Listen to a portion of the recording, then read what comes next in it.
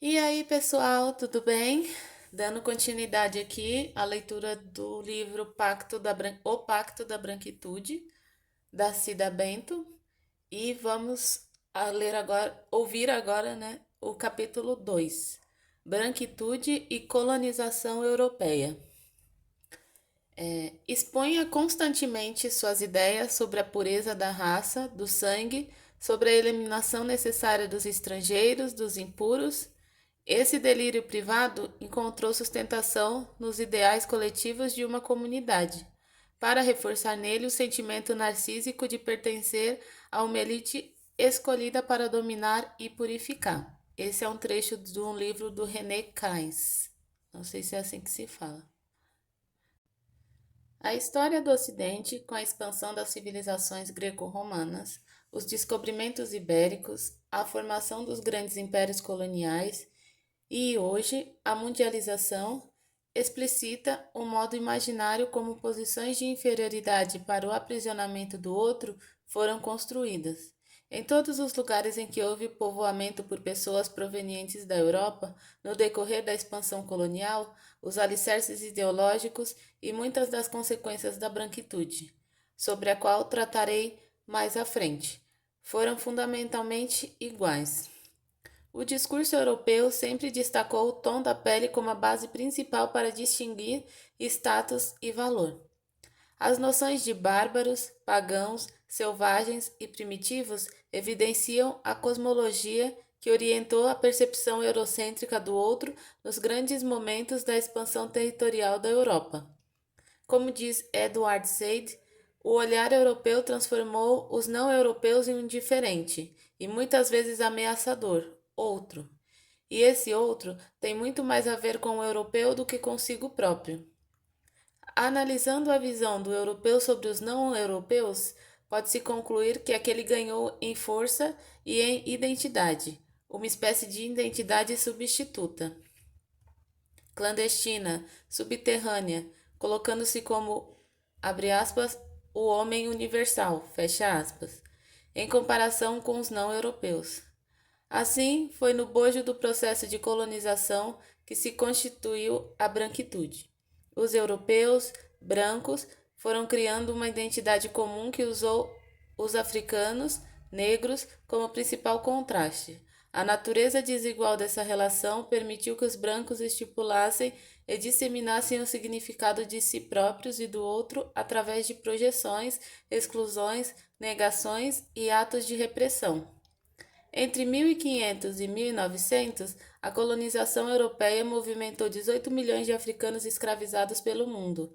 Antes do começo desse colonialismo, a África e a Ásia eram regiões relativamente ricas e produtivas, enquanto a Europa era economicamente pouco importante.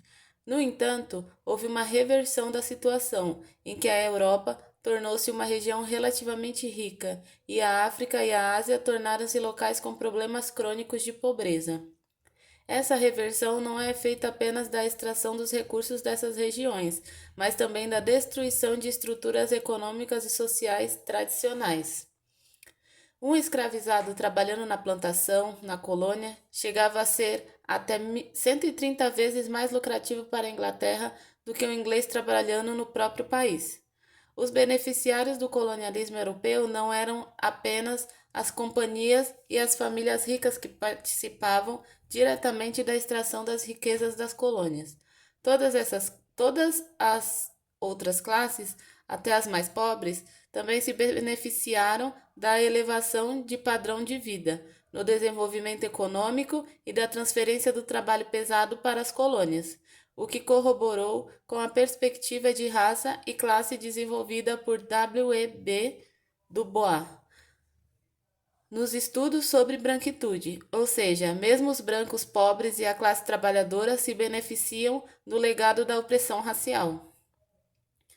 À medida que a Europa foi se expandindo pelo mundo e os europeus foram acessando e se apropriando dos recursos materiais e simbólicos dos outros, a narrativa da branquitude foi sendo construída. Nossa história foi profundamente marcada pela brutalidade contra as populações negra e indígena, que eram vistas como ameaça aos interesses dos europeus, como nos lembra Achille Mbembe, acho que é assim que se diz. A percepção da existência do outro como atentado contra a minha vida, como uma ameaça mortal ou perigo absoluto, cuja eliminação biofísica reforçaria o potencial para minha vida e segurança, é um dos muitos imaginários de soberania característico tanto da primeira quanto da última modernidade. Ontem e hoje, objetiva e subjetivamente, essa violência se explicita no Brasil. É fundamental o reconhecimento e debate sobre essa herança por parte dos brancos. Em minha tese de doutorado, apareceram frequentes relatos na vinculação da situação do negro na atualidade, como o legado de seu passado de escravizado. Mas o grupo branco, abre aspas, desapareceu, fecha aspas, do contexto, como se não fosse parte desse passado e não trouxesse nenhuma herança dele. Uma das entrevistadas ao longo de minha pesquisa, Mara, uma psicóloga organizacional branca, confirma isso. Muitas amigas minhas às vezes vão para Salvador e falam que estão na praia. Às vezes pedem para uma pessoa, um cara negro que está lá sem fazer nada, para pegar um coco. O cara não vai, está com preguiça de pegar, nem sendo pago para isso, sabe? Então, nessa questão da preguiça, dessa letargia, isso vem desde a escravatura, sabe? Isso aí foi o que essa tal de Mara disse, né? Legal, bem legal da parte dela, né? Mas vamos voltar. Vemos aqui a habitual e repetitiva associação da situação contemporânea dos negros com o legado da escravidão. Tudo se explica por uma herança que os negros trariam da escravidão.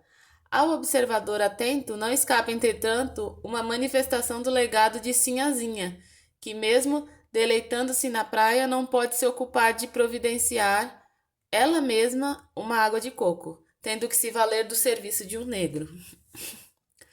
Ela refere-se ao estigma do negro preguiçoso, quando, segundo dados da Fundação Sistema Estadual de Análise de Dados, SEAD, e do Departamento Intersindical de Estatística e Estudos Socioeconômicos, DIEESE, a população negra trabalha 2 horas a mais do que a branca, em qualquer parte do Brasil. Mais recentemente, em novembro de 2019, outra análise do DIEESE indicou que a população negra trabalha mais e ganha menos em todos os estados do Brasil.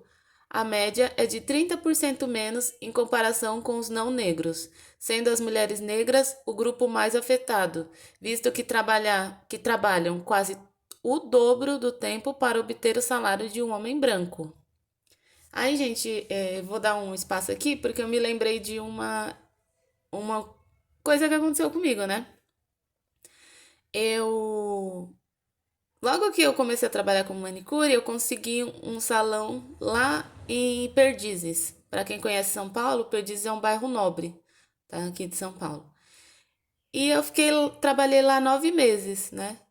E, e um belo dia eu tava conversando com as colegas lá, né? Tinham entrado 2 meninas novas, uma delas fazia faculdade, e e a gente conversando lá tudo sobre as coisas estarem difíceis, caras, não sei o quê. Como sempre, né? A gente conversa bastante sobre isso. Aí uma delas pegou e falou assim: é, com R$ 900 de pagamento, eu não consigo pagar a faculdade e fazer as minhas coisas que eu preciso, né? Lembrando que isso aí foi em 2012, mais ou menos, tá? Então, R$ 900 naquela época ainda era ok, assim, de se receber, né? E, e a outra pegou e falou assim: tá, você recebe 900, só que eu recebo 700. Aí, aí todo mundo ficou assim: nossa, mas você recebe menos? Aí a outra pegou e falou: sim, recebe menos. Eu fiquei quieta, porque eu era a única manicure, né? Tinha um cabeleireiro negro lá, mas eu era a única manicure negra e eu ganhava R$ 400 para trabalhar o mês inteiro, tá? Então, assim, é muito difícil, assim, quando eu me deparei com isso, né? Na época eu não era, não estudava sobre isso, né? Sobre racismo, como o racismo afetava a gente.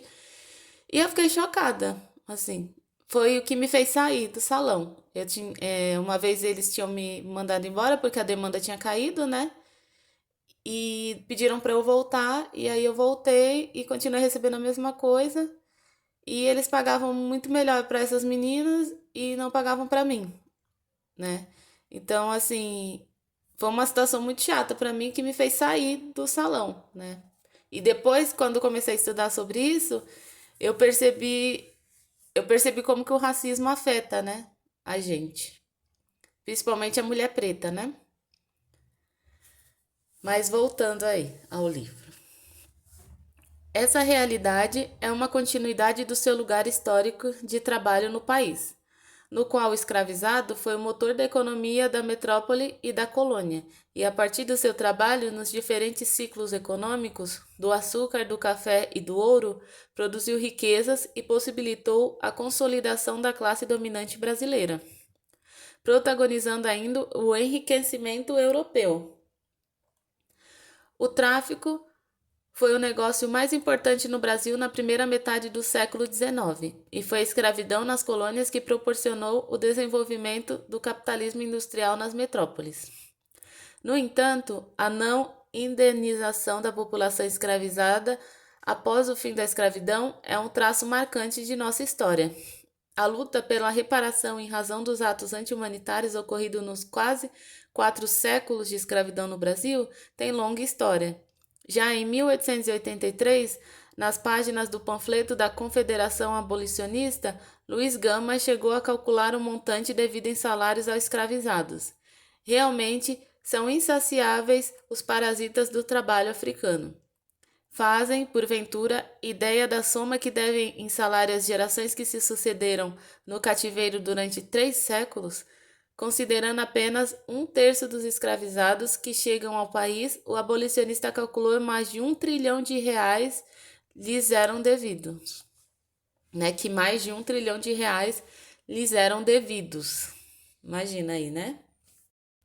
Esse tema atravessa as narrativas e ações do movimento negro. Em 2001, a Conferência Mundial contra o Racismo, Discriminação Racial, Xenofobia e Intolerância Correlata, em Durban, na África do Sul, reconheceu a escravidão e o comércio atlântico de escravizados como crimes contra a humanidade. Mais do que nunca, pedidos de reparação adquiriram uma nova força, porém sempre geraram uma reação de recusa dos Estados europeus, como se deu na própria conferência com a retirada desses países quando o tema do debate foi reparação. Né? Todo mundo correu, né? Lógico. Por sua vez, o Brasil se preocupou em prover reparação aos proprietários de escravizados. Legal, né? Em 1871, por exemplo, foi publicada a Lei do Ventre Livre, libertando os filhos das mulheres escravizadas, mas colocando sob custódia do senhor, que deveria receber uma indenização do Estado quando a criança completasse 8 anos, ou poderia exigir compensação da própria criança, forçando-a a trabalhar até os 21 anos. Para Daniel Teixeira, essa foi uma clara medida de institucionalização do trabalho infantil, não por acaso muito maior entre crianças negras na atualidade. Daniel afirma ainda que a Lei do Ventre Livre, ao prever indenização a escravocratas, também ia na contramão de países que adotaram medidas de promoção de direitos e integração econômica da população negra em contextos de abolição formal, como ocorreu no período denominado de Reconstruction, nos Estados Unidos, ao final da Guerra de Secessão. Desculpe. Essa preocupação de determinados grupos europeus e seus descendentes no Brasil de proteger e fortalecer exclusivamente os interesses dos seus, manifestação do pacto narcísico, se evidencia repetidamente em nossa história. Podemos encontrar um exemplo bem expressivo em ações do primeiro governo republicano brasileiro, que estimulou a vinda de imigrantes para o país. Todavia, essa imigração não poderia ser asiática nem africana, como nos mostra o Decreto de Imigração de 1890, feito 2 anos após a abolição da escravatura. Ele nos permite conhecer o tratamento oferecido pelo Brasil para imigrantes vindos da África e da Ásia, bem como indígenas, e de outro lado para descendentes de europeus. O Estado brasileiro subvencionou as passagens dos imigrantes da Europa e determinou que nos primeiros 6 meses ficariam sob sua proteção. Assinado 40 anos após a publicação da Lei Eusébio de Queiroz, que proibiu o tráfico de escravos. O decreto dimensiona a concretude dos interesses do pactos nascidos de determinados segmentos europeus e seus descendentes no Brasil. É ao longo da história que se forja o sistema meritocrático, em que o segmento branco da população vai acumulando mais recursos econômicos, políticos, sociais, de poder, que vai colocar seus herdeiros em lugar de privilégio. Podemos observar essa questão em outra normativa, a Lei de Terras, que influenciou fortemente a propriedade fundiária e o povoamento do país, pois fez com que a obtenção de lotes passasse a ser feita por meio de compra e venda, e não mais por posse, dificultando o acesso à pequena propriedade rural e, ao mesmo tempo, estimulando a expansão dos latifúndios em todo o país, expedindo a democratização do solo e impedindo a democratização do solo. A monocultura para a exportação e a escravidão, articulada com a forma de ocupação das terras brasileiras pelos portugueses, definiram as raízes da desigualdade social, que teve seu início no século XVI e perdura até os dias atuais. Não por coincidência, o Brasil exibe ainda hoje a maior concentração de terras do mundo e onde se encontram os maiores latifúndios. O último censo agropecuário do país revela que apenas 1% dos proprietários de terra controlam quase 50% da área rural. No entanto, os estabelecimentos com áreas menores a 10 hectares representam metade das propriedades rurais, controlando apenas 2% da área total. Dados dessa natureza demonstram como a construção das desigualdades é um processo de estruturação institucional que vai atravessando a história do país. A colonização europeia das Américas inaugurou um sistema mundial capitalista que ligou raça, terra e divisão do trabalho, conferindo substância à relação de denominação que se constituiu. Fim do capítulo 2. Pessoal, se vocês gostaram, se estão gostando, por favor, deixem seu like, se inscrevam no canal e compartilhem com seus amigos o vídeo e o canal, porque isso me ajuda a levar essa leitura, essas informações para mais pessoas, tá bom? É muito importante que mais pessoas tenham acesso a esse material, para que a gente construa, uma base sólida para lutar contra essas desigualdades, gente? Então é isso por hoje. Muito obrigada por assistir e até o próximo vídeo. Tchau, tchau!